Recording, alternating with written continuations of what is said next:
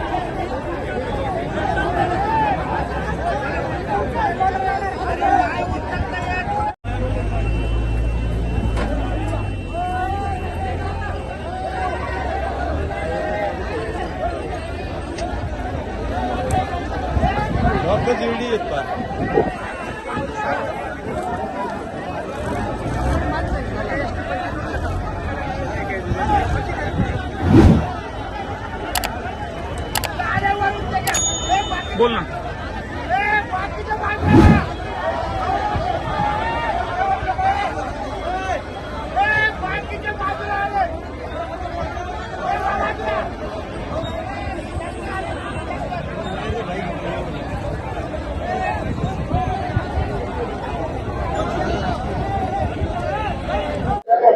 महाराष्ट्र राज्य मार्ग परिवहन महामंडळाची बस ही अहिल्यानगर कल्याण मार्गावर येत असताना अचानकरित्या पलटी झाली. अनेक प्रवाशांना दुखापत झाली.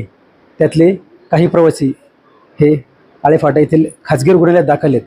आपण त्यांच्याकडून जाणून घेऊया की नक्की कशा प्रकारे काय घटना घडली. नक्की तुम्ही कुठून येत होता, काय घटना कशी? आम्ही पंढरपूरनं येत होतो आणि पंढरपूरनं आल्यानंतर नगर ते कल्याण या गाडीत बसलो आणि जरा जवळजवळ आल्यानंतर ते पुन्हा वाहन काय आलं तेवढ्यात ते काय झालं काय माहीत नाही. तेवढ्यात ती गाडी 2-4 पलट्या झाल्या. माझ्या मुलीचं इथं विद्यानिकेतनला पेपर आहे, त्याच्यासाठी मी इथं पेपरसाठी आलतो आणि ती अशी घटना घडली.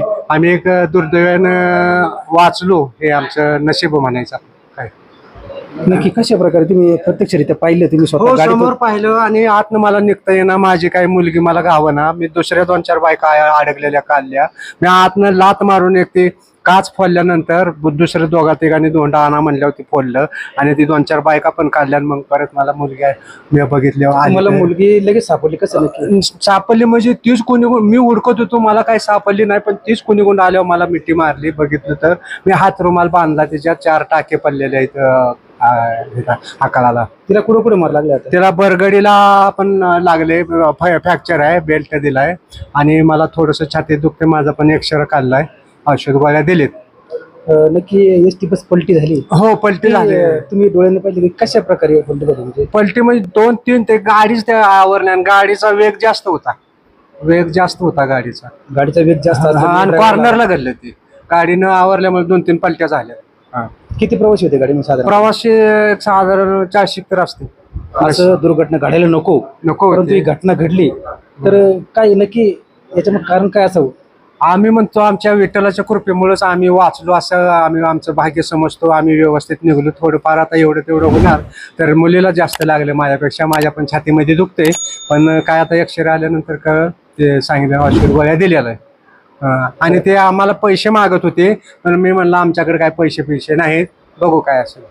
असं मी लांब आलेलो आहे. पंढरपूरनं माझ्या मुलीचा पेपर असल्यामुळे विद्यानिकेतन. शंकर शिवाजी शेजाळ आणि मुलीचं नाव वैशाली शंकर शेजाळ. नक्कीच जसं घडू नये अशी घटना घडलेली आहे, परंतु नक्कीच यांना कुठंतरी आता दवाखान्यात ॲडमिट केले, यांचा कुठंतरी जो आहे खर्च तो कुठंतरी महामंडळाने स्वीकारला पाहिजे. कारण का त्यांची परिस्थिती पाहिली तर असे भरपूर जण आहेत. कारण पंढरपूर झालं, त्या ठिकाणी पाहिलं अजून बाकीचे पण भरपूर पेशंट आहेत, तर त्यांना कुठंतरी महामंडळाने आधार दिला पाहिजे. तिथं ते आमचा रूमवाला आहे का, ते सुद्धा फोन करेल तुम्ही अजून का आला नाही, त्याला फोन करून तो मग खोली साफसूफ करून ठेवतो ना. आम्ही 4-5 दिवस इथं राहतो. माझं नाव अरुण शंकर गुंजाळ, बेल्ले गुंजाळवाडा. बेल्ले गावात आम्ही बसलो, तिथून पुढे 2-2.5 किलोमीटर आलो, पण ड्रायव्हरचं सरळ लक्ष नसताना ड्रायव्हर पेट्रोल पंप आहे त्या साईडला बघत होता. आणि जेव्हा तिथं मी ड्रायव्हरच्या बाजूला कंडक्टर सीटवर बसलो होतो, पण ज्या वेळेस चारंगबाबा मंदिर आहे तिथं टर्न आहे, त्या टर्नच्या जवळ आल्यावर ड्रायव्हरचं लक्ष गेलं आणि ड्रायव्हर तिथं मग इकडं साईडला घ्यायला गेला गाडी, पण तोपर्यंत गाडी खाली गेली होती. गाडी किती साधारण माणसं किती होती? पूर्ण गाडी फुल होती. पूर्ण गाडी फुल होती. हो. तर तुम्हाला बाहेर कोणी काढलं कसं? मी स्वतःहून वाकून पत्रा बाजूला करून मी बाहेर निघलो. तर गाडी कशा प्रकारे पडली, म्हणजे किती पलट्या खाल्ल्या? गाडीनं 2 पलट्या खाल्ल्या. 2 पलट्या गाडी. हो. तुमच्याबरोबर तुम्ही गाडीतून बाहेर पडल्यानंतर तुम्ही कोण तुम्हाला बाहेर डॉक्टरला आणलंय की तुम्ही इतरांना काढलं कसं? मी स्वतः बाहेर पडलो, माझा भाऊ पण माग होता, पण भाऊ मला बाहेर दिसला नाही. तर मी खाली गाडीच्या खाली शिरून बघितलं तर भाऊ माझा आतमध्येच बसला होता, असा गुतला होता. मग भावाला सुद्धा मी बोलवलं आणि मग तो वाकून बाहेर आला आणि नंतर मग आम्हाला ॲम्ब्युलन्स मध्ये इकडे घेऊन आला. काचा फुटल्या का एसटीच्या, काचा फुटून बाहेर पडलो मी. मला माहितीच नाही काय झालं तर. काय झाले काय कोणाच माहित नाही. काही पण बाहेर. तिला बघतोय पुढे काय आहे, तेव्हा ती काचातून बाहेर आली आणि बस. पण गाडी जोरात होती का? गाडी स्पीड मध्ये होती जास्त का? गाडीला स्पीड होती आणि ड्रायव्हरचं ध्यान लक्ष नव्हतं. मग त्यांनी सांगितले एकाने की गाडी स्पीड मध्ये होती, गाडी कंट्रोल झाली ना ड्रायव्हरला. कंट्रोल झाली. कारण गाडी स्पीड मध्ये होती, पुढे गाडी आली आणि ओढ्याच्या नादामध्ये आवरली नाही गाडी.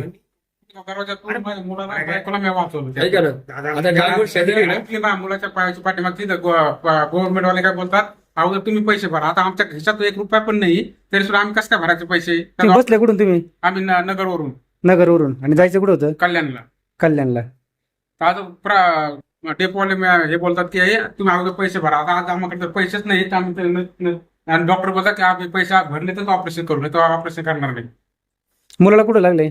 मुलाच्या पाठीमाग नसे झाली पाहिजे नस. एसटी वाले आता आले होते, ते काय बोलले? ते बोलतात अगोदर तुम्ही पैसे भरा, नंतर आम्ही हे करू. त्याचा फॉर्म असतो, त्या सिस्टीम असते, आम्ही हे करणार आम्ही. आम्ही काय मुद्दाम केलं काय हे? आमच्याकडे 1 रुपया नाही. अगोदर मुलाचा खर्च हे करायचा, त्यासाठी हे करणार नाही. काय बोलायचं?